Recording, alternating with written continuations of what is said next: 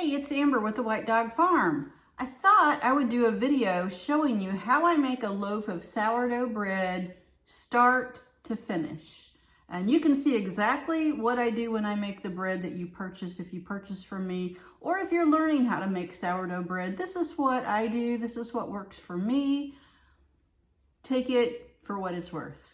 Okay, so you are gonna need, this is a 3-day process. I'm gonna make it in 2 days.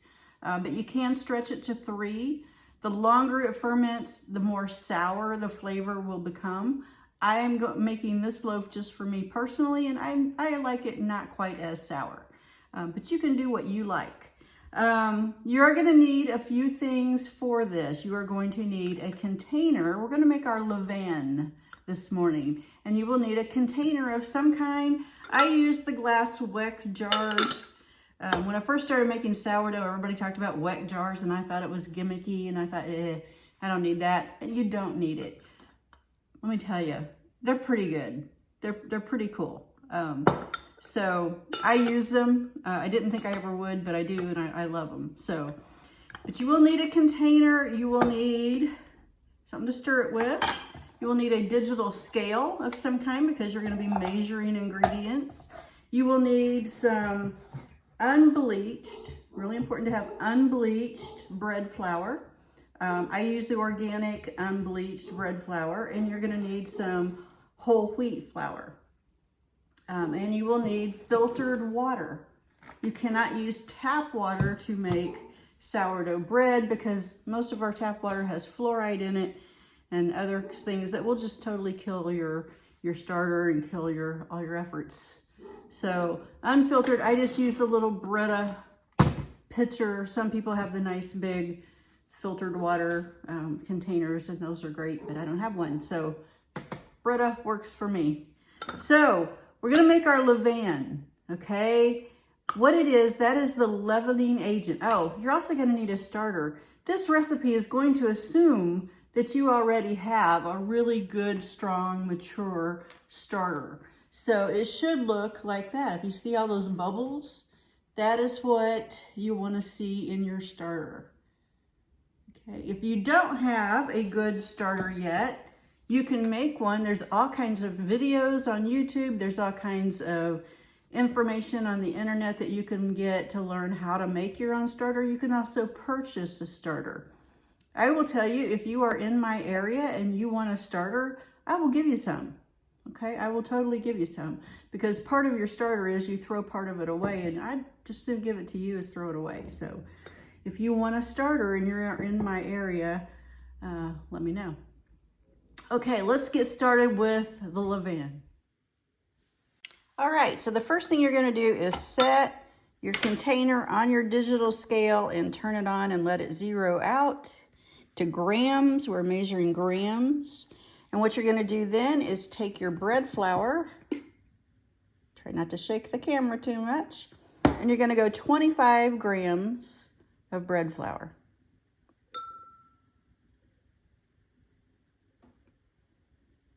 There's 25 of that. And then we're going to take 25 grams of our wheat flour. So I'm going to bring this up to 50 because I can do math. When it's really, really easy math.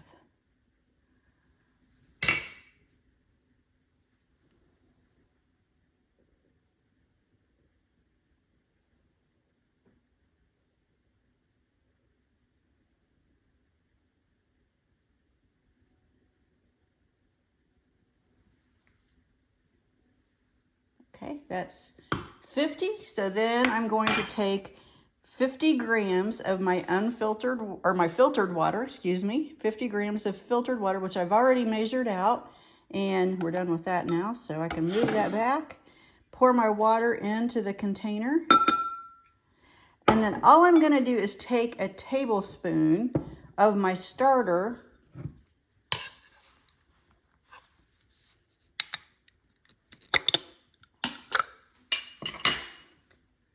just about a tablespoon. I don't measure this exactly, but about a tablespoon of starter. Put that in and stir it all up.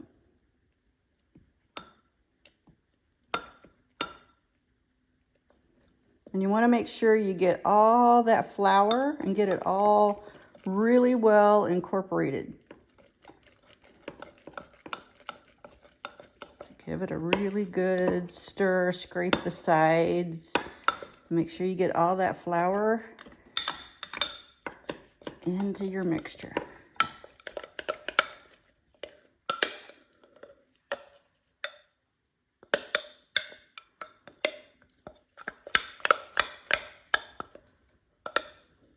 Okay. And that is it.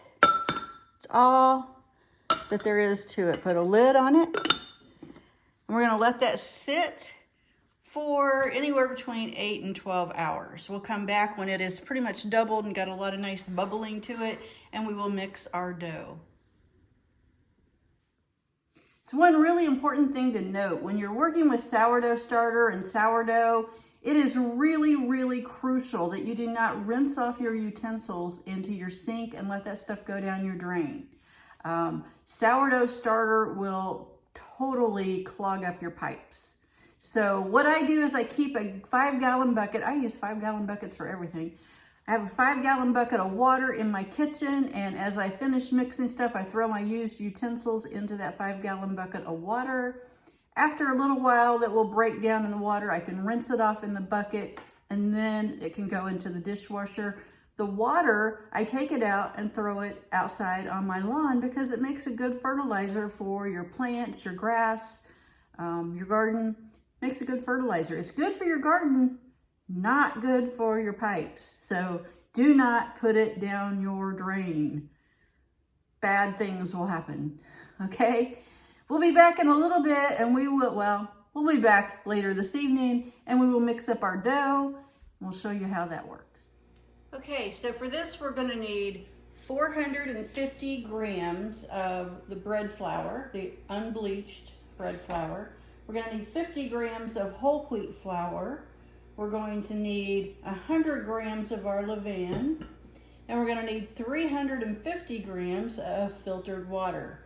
We're going to mix that all together. So I've already measured the bread flour into here. I'm going to go ahead and add the whole wheat flour.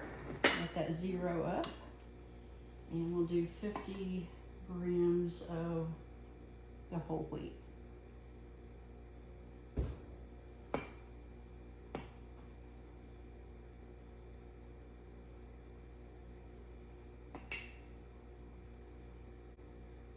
Oops, there we go. So it's 50. Set that aside for the time being.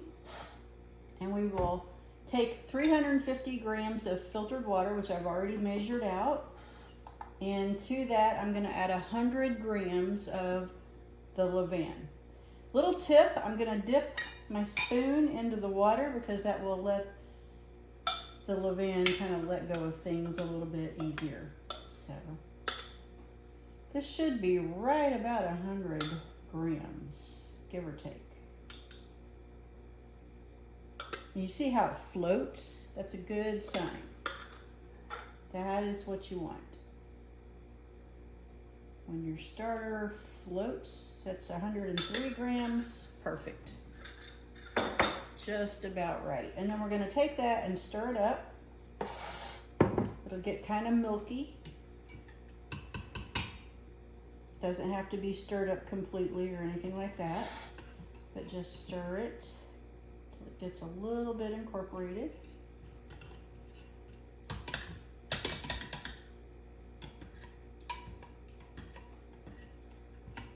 Okay, and then we're going to add that to our flour.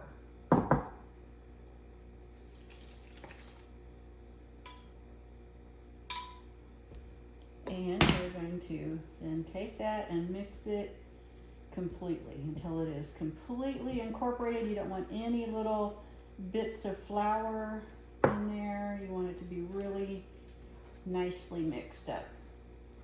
This is where you use your muscles because it starts off kind of shaggy and then it gets a little bit tough. Just keep scraping the sides of your bowl. Working it around. This is a dough whisk, by the way. You can get those on Amazon, or that's where I got mine. I get everything on Amazon. Amazon's got you covered. We live in kind of a small town, so it's kind of hard to find specialty items like that. Here, if you live in a bigger city, there's probably a shop where you could buy it local, which is always better, in my opinion. You want to support your local business.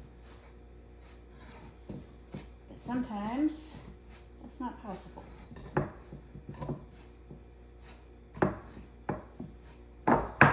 This is honestly the hardest part of making the dough. It's just getting it mixed in really good. Sorry I'm making so much racket. Okay, it looks like it's mixed in pretty good. Now, I'm gonna just pull that off, get it all in the bowl.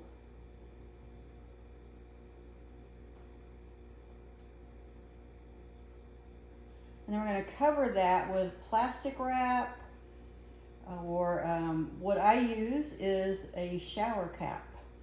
You can get a whole package of shower caps at the dollar store for cheap. So that is what I use because they fit perfectly over a bowl. They actually fit the banneton really well as well, which we will talk about here shortly. So get the trusty, I got dough in my hands. Just pop it over there. And we're gonna let that sit for 40 minutes. So I'm gonna go ahead and set a timer for 40 minutes.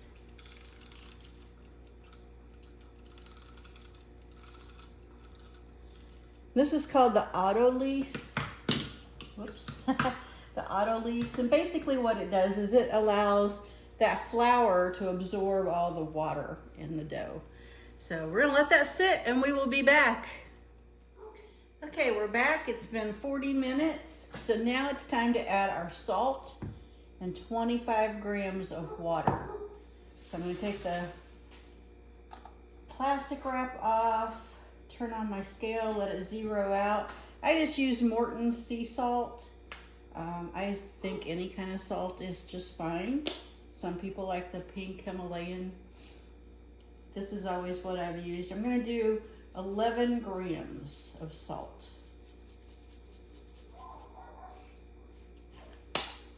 Okay, I've already measured out 25 grams of water. So I will add that. Put on my glove. And then we're gonna mix that in and let it sit for 30 minutes. So I just wanna kind of poke it, kind of incorporate that salt into the dough. And then I kind of just fold it over on itself, kind of do a kneading type thing, and then just kind of squish it around. Just wanna get that salt fully incorporated into the dough.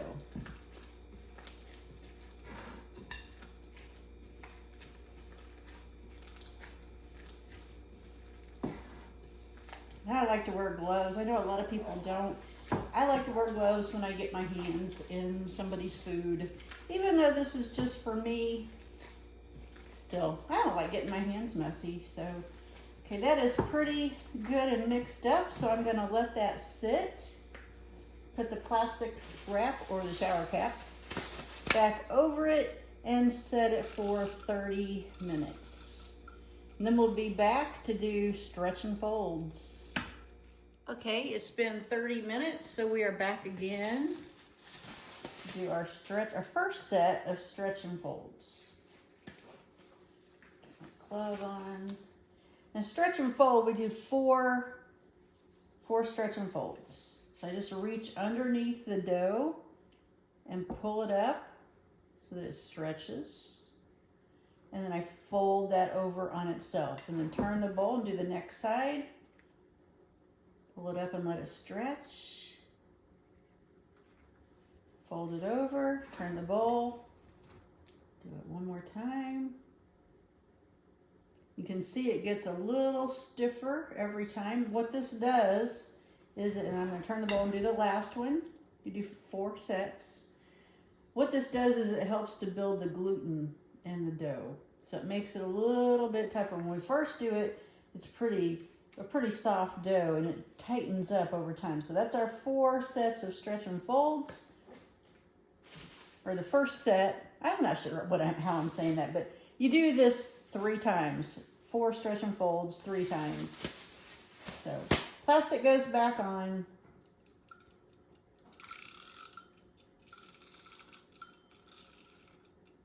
For another 30 minutes. All right, 30 minutes is up, so another series of stretch and folds.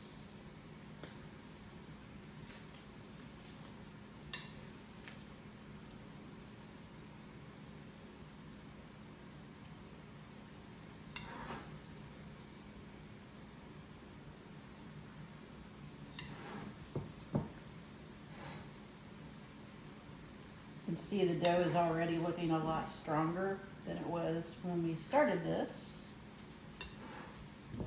I lost count. Did I do 4 already? Oh well. So that's that. Plastic goes back on. Whoops.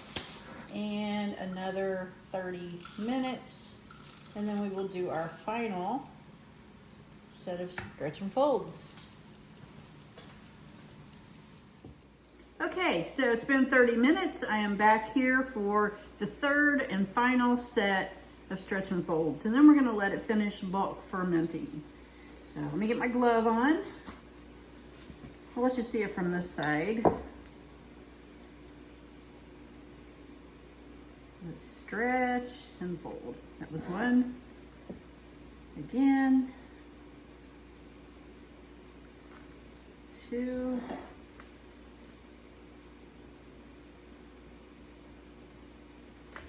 3 and 4. And then I'm going to do something called the window pane test.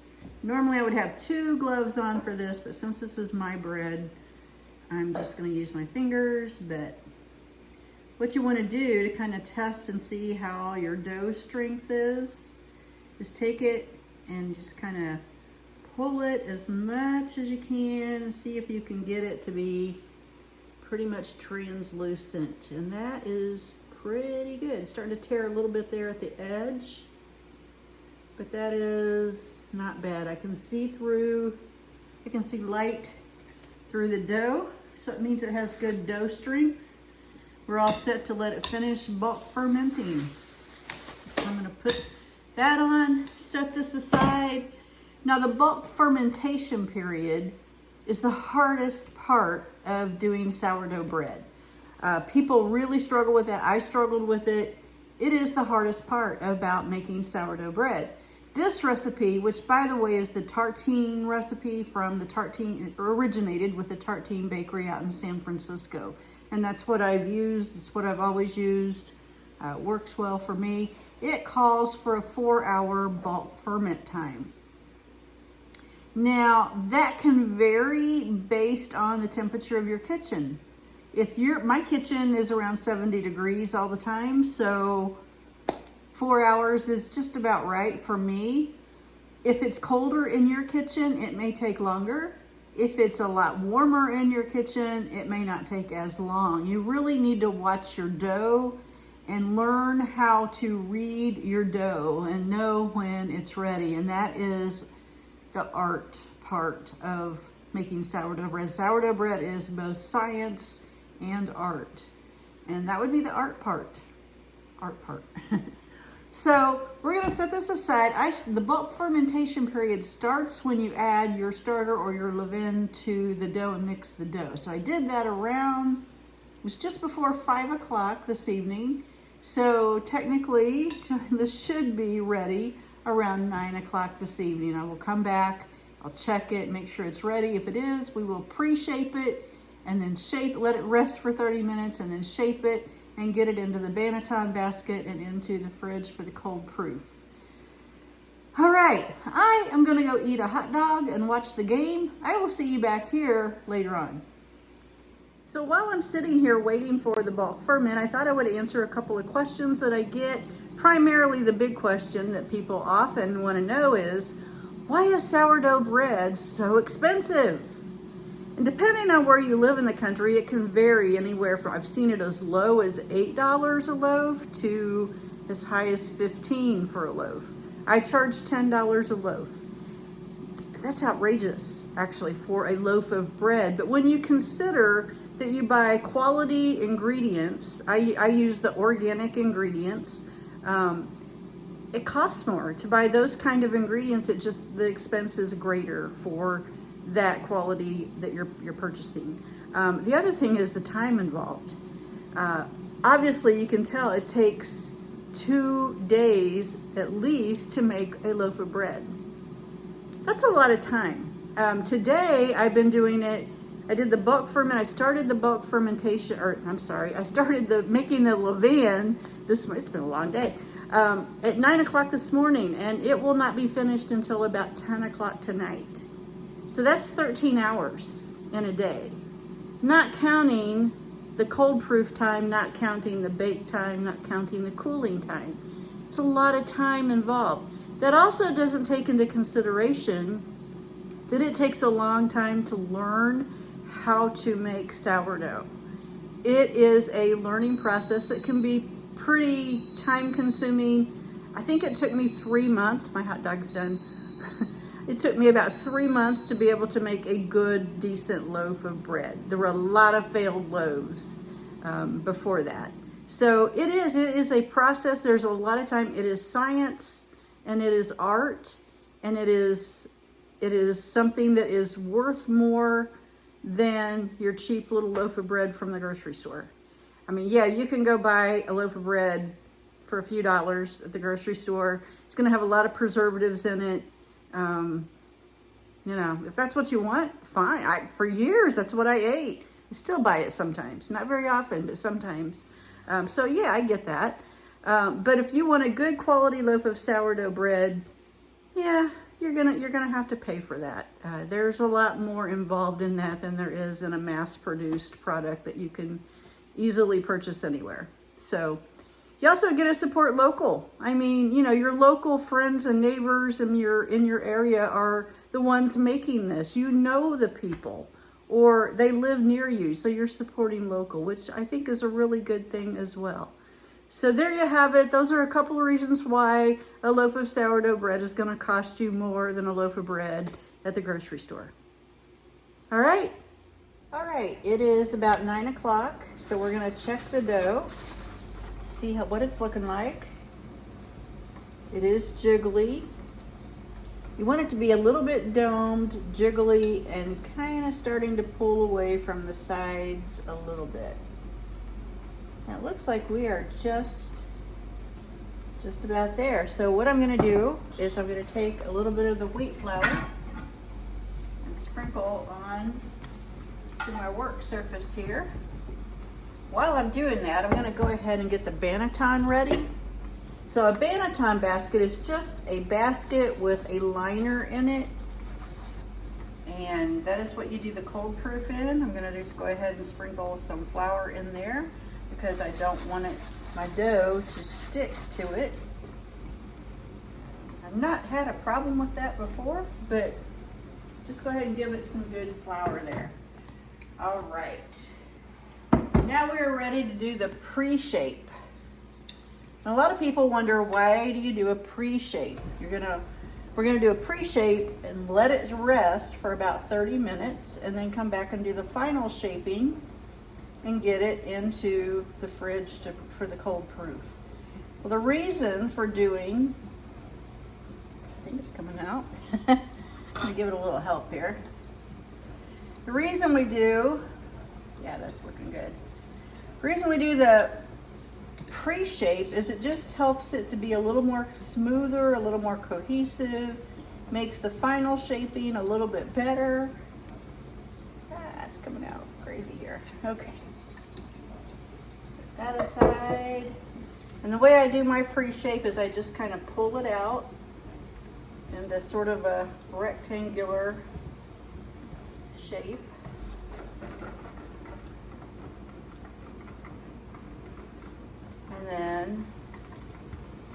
bring it in corner by corner and kind of stack it.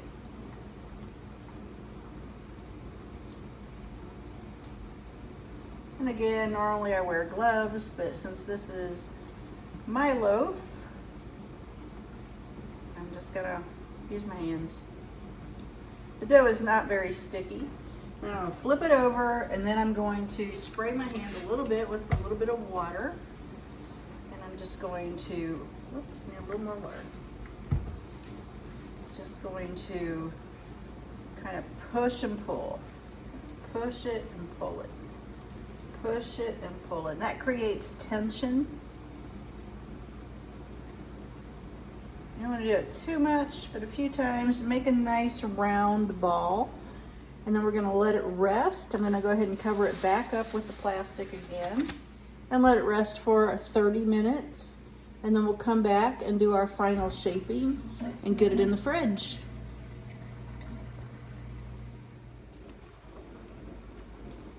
All right, we are back for the final shaping. We're almost finished here. Plastic off. Now, I'm gonna get my bench scraper and just kind of loosen it from underneath a little bit.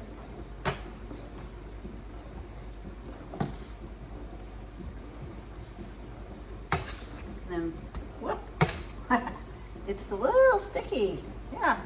Maybe I better get some more flour. I'll just spray my hands, that's what I'll do. Flip it over, and then I'm just gonna take it and make it into a little rectangle. And there are different ways to do this. I've seen it done a number of ways. This is just what I do, it's what works for me. So I take it up and fold it up, kind of pat it down, fold that side over, this side over, spray my hands a little bit again, and then I take it and I tuck it, and I stretch it, tuck it, roll it, stretch it, tuck it, roll it.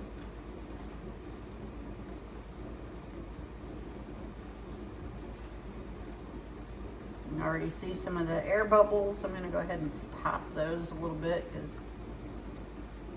then I take the ends. You don't really have to do this, but I kind of like to tuck the ends under. Okay.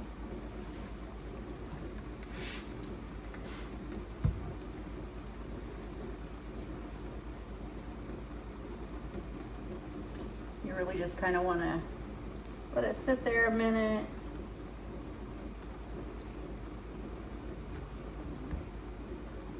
I have my banneton all ready.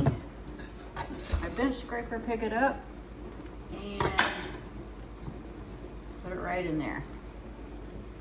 And what some people like to do, and what I often will do, is just kind of do this little stitching thing where you stitch it up a little bit. It just helps to create a little bit more tension. And that's it.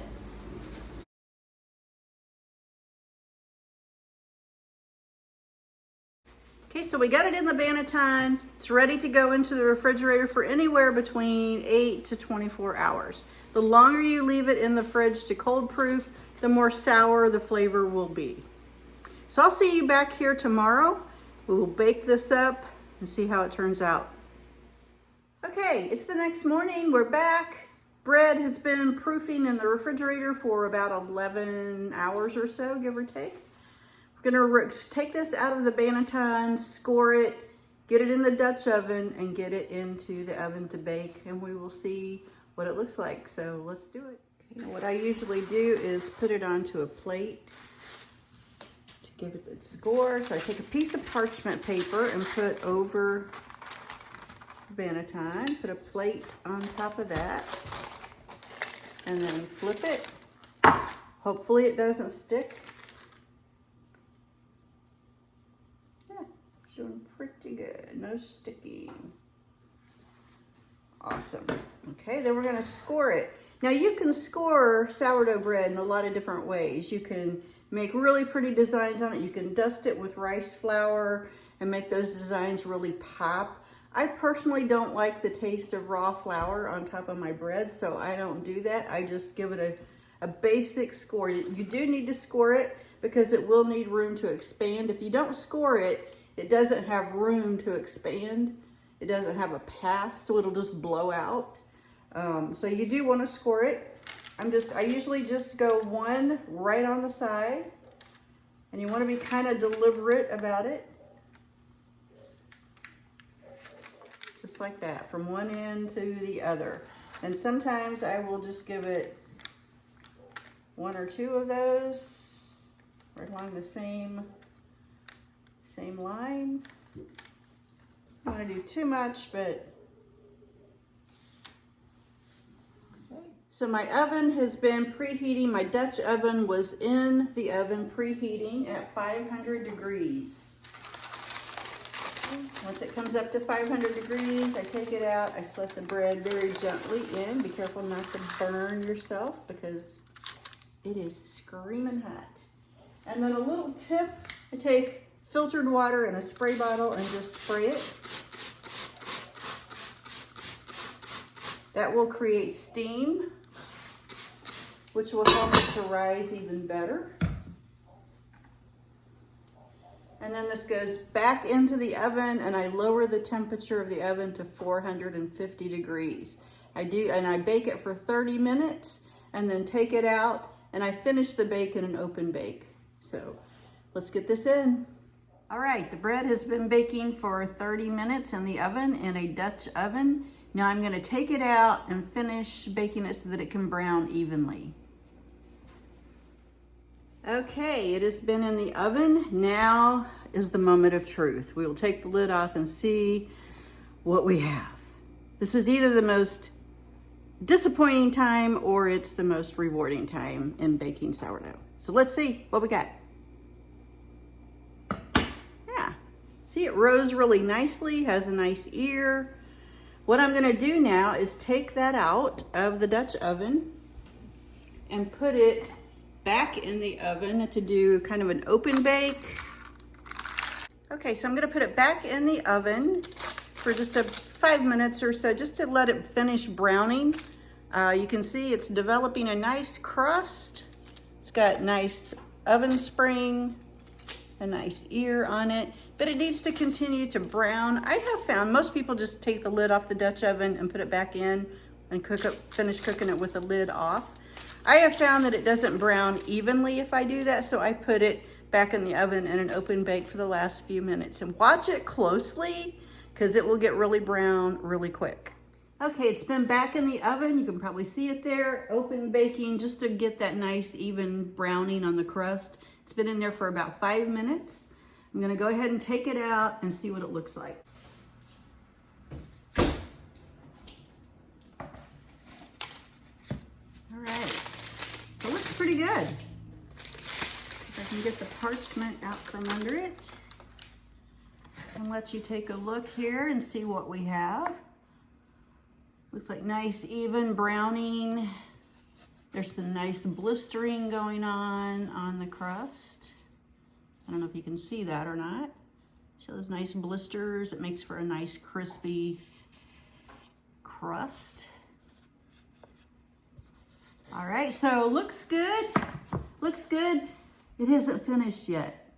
As tempting as it is to cut into a warm loaf of freshly made bread right out of the oven, I know you want to slice this and slather it with butter, don't you? You can't do that with sourdough. If you cut into sourdough bread right as it comes out of the oven while it's still warm, you will probably ruin your bread. It will definitely affect the texture of the bread in a very negative way. You'll end up with gummy bread, and nobody wants that.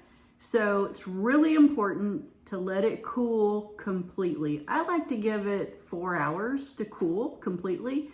Some people do an hour, some people do an hour and a half. I like to play it safe. So it is 8 o'clock in the morning. I am probably gonna eat this for my dinner tonight, along with something else. And so we'll come back later on and slice into this and see what the crumb looks like. I totally forgot to tell you that you should, when your bread comes out of the oven, and you think it's done, you need to take its internal temperature. It should come to 210 degrees. That's how you know it's done. If it starts getting too brown on the outside and it's not at that temperature yet, it's okay to put some foil over it. I like a really deep brown crust. I think it gives it more flavor. A lot of people, in my opinion, underbake it and it's more blonde looking. A lot of people like that, that's fine. I like a really crispy crust, so I like it to be a little more brown. But yeah, 210 degrees out of the oven is what it should come to. If it's not, you need to put it back in and let it finish. Okay, it's been several hours. It's time to finally cut into this loaf of bread and see what it looks like inside and see how it tastes. So you're gonna need a really sharp serrated knife. That's always gonna be best. It's a little bit, people find it challenging to cut sourdough.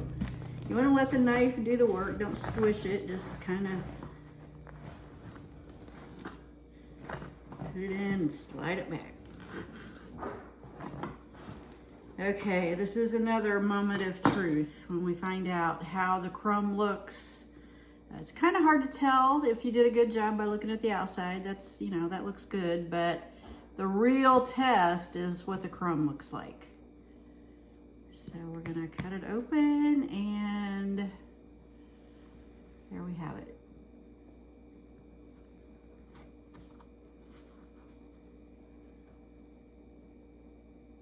Not too bad. Not too bad. And you probably see the little bunny. So this is the bunny's ears, this little behind. That is ideal when you're making sourdough to have the little sourdough bunny. Not necessary, but yeah. So now for the good part.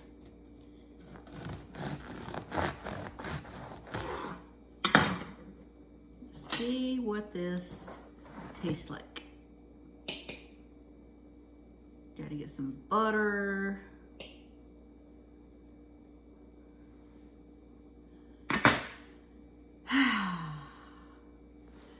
Here we go.